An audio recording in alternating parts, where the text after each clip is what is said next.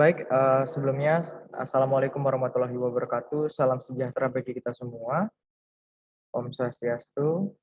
Kali ini saya akan memberikan informasi sekaligus mempresentasikan tugas terkait dengan sistem informasi geografis mengenai konsep aplikasi dalam analisis geomorfologi kuantitatif. Namun sebelum itu izinkan saya memperkenalkan diri. Perkenalkan, nama saya Putu Pratama Sandiarta, NRP 555195112767, dari Prodi Teknologi Pengelolaan Sumber Daya Perairan TPSA, nomor absen 23. Next. Nah, baik, sebelum kita menuju ke sistem informasi geografis, nah tentunya kita harus mengetahui terlebih dahulu sejarah dari perkembangan sistem informasi geografis. Nah, di mana sejarah perkembangan dari SIG ini dimulai pada tahun 1700-an, di mana teknik survei modern untuk pemetaan geografis diterapkan. Jadi di mana penerapan teknologi tersebut termasuk juga versi awalnya pemetaan tematis. Nah, misalnya untuk keilmuan atau data sensus. Nah, pada awal abad ke-20 itu ada pengembangan litografis atau fotografis, di mana kondisi ini berimbas kepada pengembangan peta yang memisahkan data dalam peta menjadi beberapa lapisan atau layer.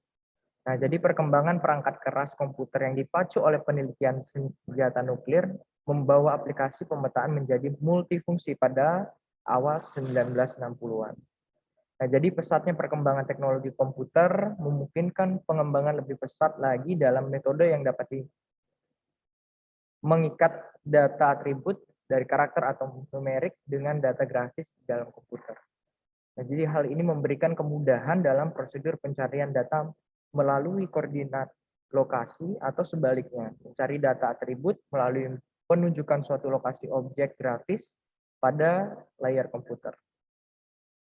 Nah, selain memiliki kemampuan tersebut, SIG juga dilengkapi dengan kemampuan lain. Nah, misalnya pembuatan peta tematik, tumpang susun atau overlay peta, kemudian perhitungan fenomena, proses alam berbasis spasial, pemodelan data spasial, spasial data modeling, dan lain sebagainya.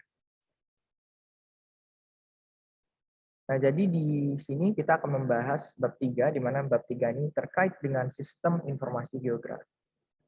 Nah, pengertiannya, jadi setelah kita mengetahui tadi sejarahnya, sekarang adalah pengertian, di mana sistem informasi geografis ini adalah seperangkat alat berbasis komputer yang memungkinkan untuk mengolah data spasial, non-spasial menjadi informasi yang berkaitan dengan muka bumi, serta digunakan untuk pengumpulan data, penyimpanan data, manipulasi, menganalisis, dan menampilkan data yang selanjutnya dipakai sebagai bahan untuk mengambil keputusan atau kebijakan. Yang kedua, sistem informasi geografis terdiri atas 5 komponen dasar, yaitu data, perangkat lunak atau software, perangkat keras atau hardware, sumber daya manusia, dan penggunaan dari sistem informasi geografis itu sendiri. Nah, data merupakan komponen utama yang akan diproses dengan menggunakan SIG ini. Perangkat lunak merupakan komponen untuk mengintegrasikan sebagai macam data masukan dan akan diproses dalam SIG. Perangkat keras berupa komputer, digitizer, scanner, plotter, monitor, dan printer. Baik, jadi beberapa definisi dari SIG itu. Nah, sistem informasi geografis adalah sistem berbasis komputer yang digunakan untuk menyimpan dan memanipulasi informasi geografis, itu menurut Aronoff 1991. Kemudian sistem informasi geografis adalah suatu sistem komputer yang mampu menangani, menggunakan data, dan menggambarkan suatu tempat di atas muka bumi, itu menurut Esri 1995. Dan masih banyak lagi beberapa definisi dari sistem informasi geografis tersebut.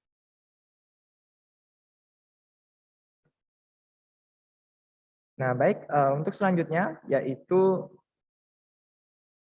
nah, mengapa nih kita menggunakan sistem informasi geografis? Nah, di SIG ini diartikan sebagai suatu komponen yang terdiri dari perangkat keras, perangkat lunak, dan data geografis, serta sumber daya manusia yang bekerja bersama secara efektif. Nah, untuk menangkap, menyimpan, memperbaiki, memperbarui, mengelola, memanipulasi, mengintegrasikan, menganalisa, dan menampilkan data dalam suatu informasi berbasis geografis. Nah, informasi spasial memakai lokasi. Nah, dalam suatu sistem koordinat tertentu sebagai dasar referensi. Nah, karena SIG ini mempunyai suatu kemampuan untuk menghubungkan berbagai data pada suatu titik tertentu di planet Bumi. Nah, menggabungkannya yaitu menganalisa dan akhirnya memetakan hasilnya. Nah, jadi aplikasi SIG ini menjawab beberapa pertanyaan seperti lokasi, kondisi, tren, pola, dan pemodelan. Jadi kemampuan inilah yang membedakan SIG dari sistem informasi lainnya. Dilihat dari definisinya, SIG adalah suatu sistem terdiri dari beberapa komponen yang tidak dapat berdiri sendiri. Next. Nah, selanjutnya apa sih yang membedakan SIG ini dengan informasi lainnya? Nah, jadi SIG adalah melaksanakan analisis spasial, sedangkan sistem informasi lainnya tidak. Nah, jadi mungkin perbedaannya sangat terlihat di mana SIG ini dia melaksanakan analisis spasial, sedangkan sistem informasi tidak dapat. Nah, jadi analisis spasial dengan menggabungkan data atribut dapat memberikan keterangan mengenai apa yang akan atau sedang dan telah terjadi pada dunia kita sehari-hari. Nah, contohnya rata-rata jumlah penduduk yang bekerja tidak melakukan special query atau bukan SIG. Nah, yang kedua, beberapa banyak orang yang bekerja pada radius 200 km di Bogor. Nah, jadi melakukan spatial query atau SIG sumber informasi geografis selalu mengalami perubahan dari waktu ke waktu yang bersifat dinamis. Jadi dia mengikuti perkembangan dari teknologi yang trendy. Nah, sejalan dengan perubahan gejala alam dan gejala sosial dalam geografi, informasi yang diperlukan harus memiliki ciri-ciri yang dimiliki ilmu lainnya, yaitu merupakan pengetahuan, knowledge, hasil pengalaman. Kemudian tersusun secara sistematis, nah artinya merupakan satu kesatuan yang tersusun secara berurut dan teratur. Kemudian logis, yang artinya ya masuk akal, menunjukkan sebab dan akibat. Objektif, itu artinya berlaku umum dan mempunyai sasaran yang jelas dan teruji.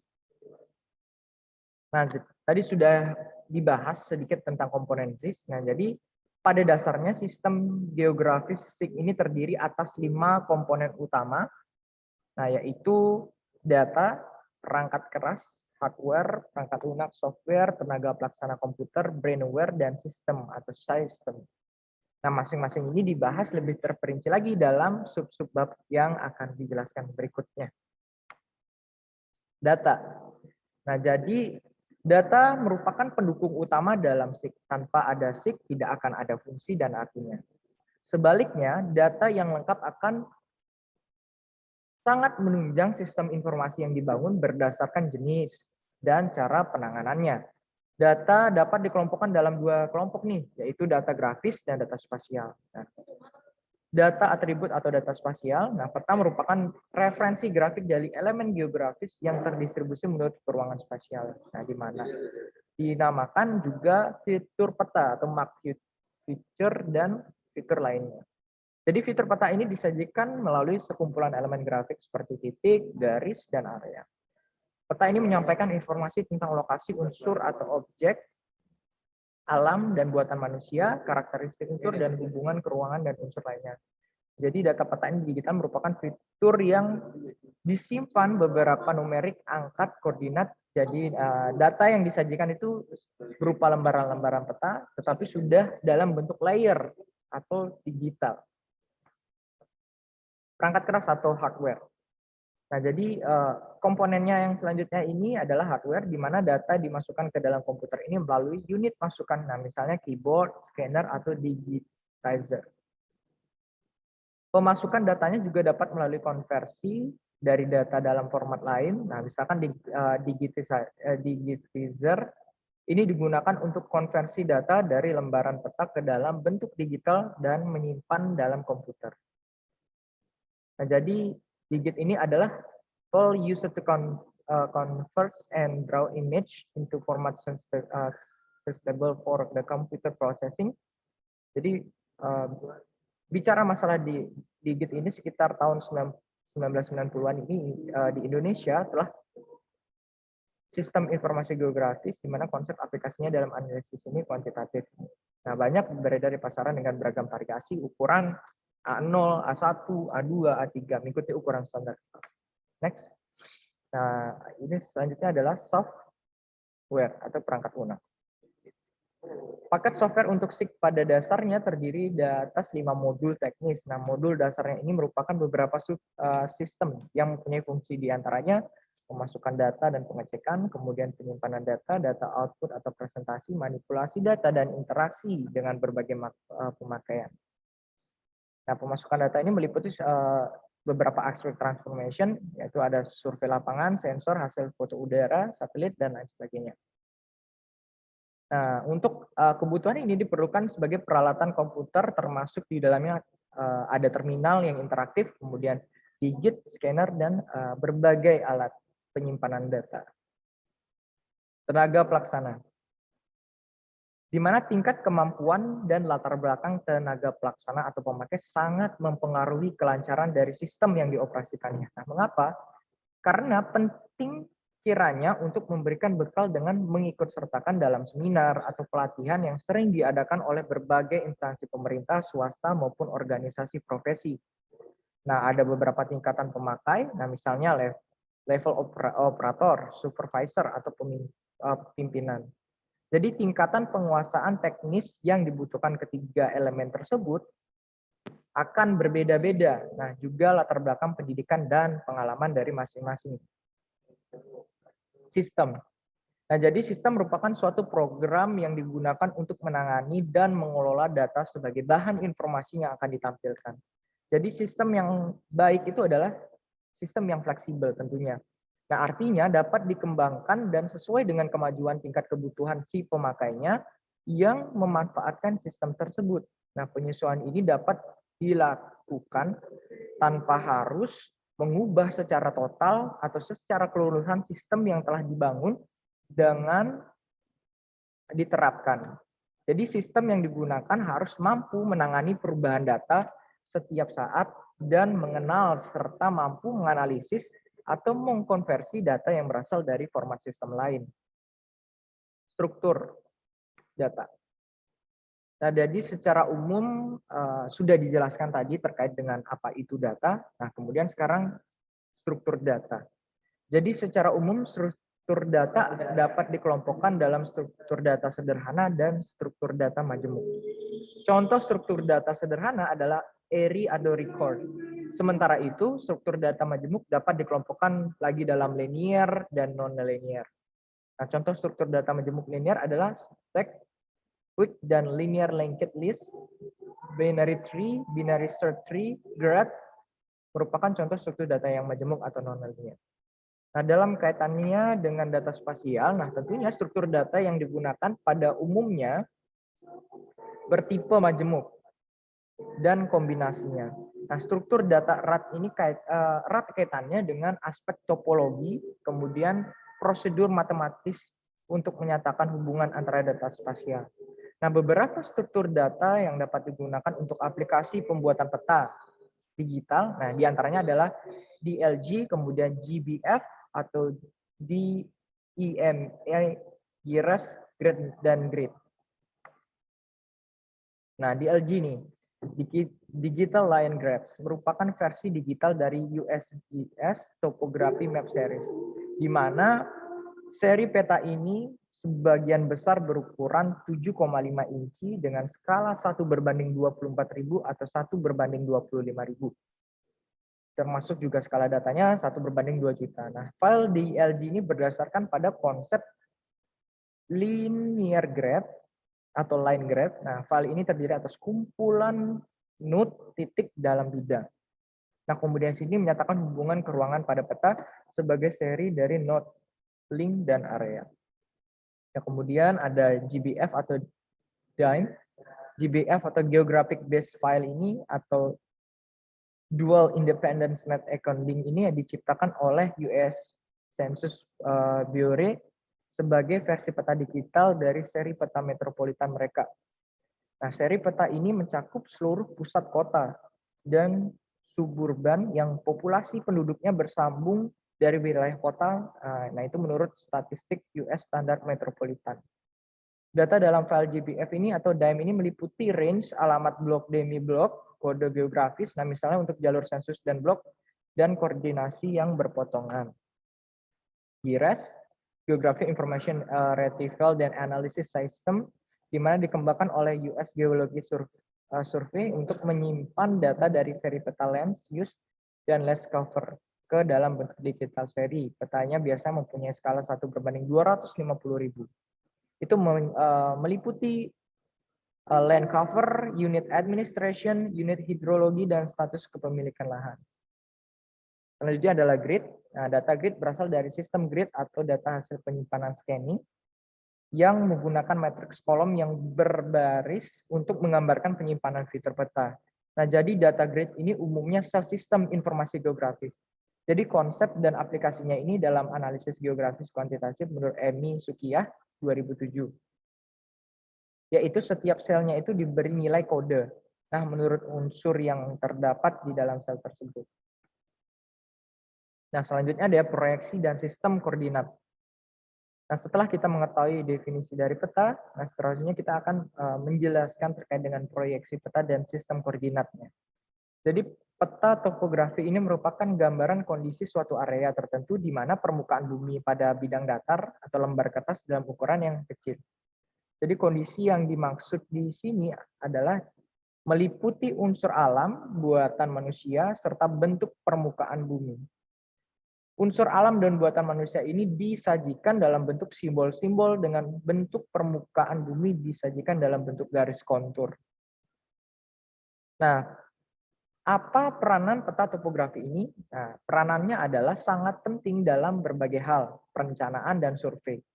Nah, oleh karena itu, suatu peta topografi perlu memuat informasi yang lengkap tentang permukaan bumi dan juga memberikan informasi geometrik yang meliputi jarak antara titik, kemudian luas, bentuk areal, dan juga garis yang akurat. Jadi permukaan bumi ini secara keseluruhan merupakan permukaan lengkung yang tidak mungkin bisa dibentangkan menjadi datar tanpa mengalami suatu perubahan atau distorsi. Nah, hal ini menjadi alasan bahwa pembuatan peta topografi yang bisa memenuhi persyaratan geometrik merupakan pekerjaan yang tidak mudah. Ragam peta.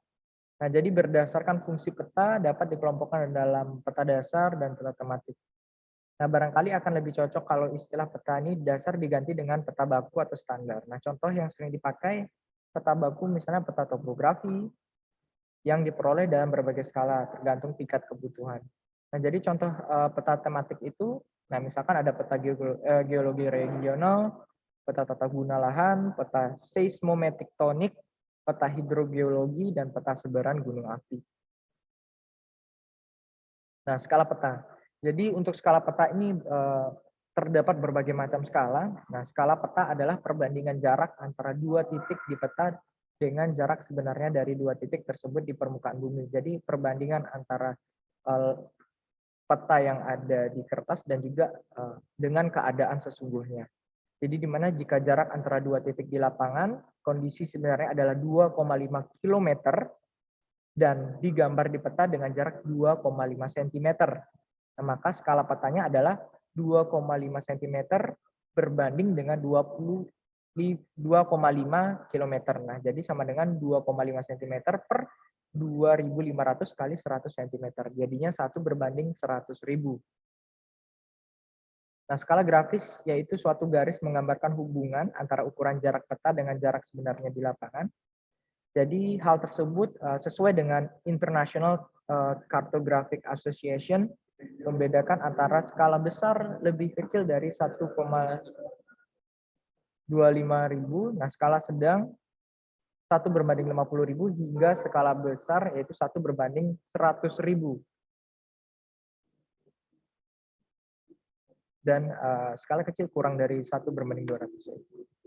Nah, grid merupakan garis saling tegak lurus dan berpotongan merupakan koordinat. Proyeksi garis ini tergambar pada suatu peta dan kadang juga merupakan garis tepi peta. Nah, jadi penggunaan grid ini lebih banyak pada peta berskala besar dan jarang digunakan pada peta skala kecil. Koordinat geografi. Jadi koordinat geografi ini adalah sistem koordinat lengkung yang terdiri atas paralel atau lintang yang berdian atau bujur. Nah, jadi bisa dilihat di gambar 3.9 ini, kenampakan garis lintang latitude dan bujur longitude ini pada pola bumi. Nah, jadi lingkar kedua komponen tersebut sama dengan lingkar bumi, yaitu 360 lebih jauh lebih terbagi dalam menit dan detik. Jadi satu kali putarannya ada 60 detik, 1 menit, 60 menit sama dengan 1 derajat. Nah, mungkin itu saja yang bisa saya sampaikan terkait dengan sistem informasi geografis, dan semoga apa yang saya berikan dapat bermanfaat bagi teman-teman semua. Dan saya akhiri dengan para mesanti Om Santi Santi Om. Assalamualaikum warahmatullahi wabarakatuh.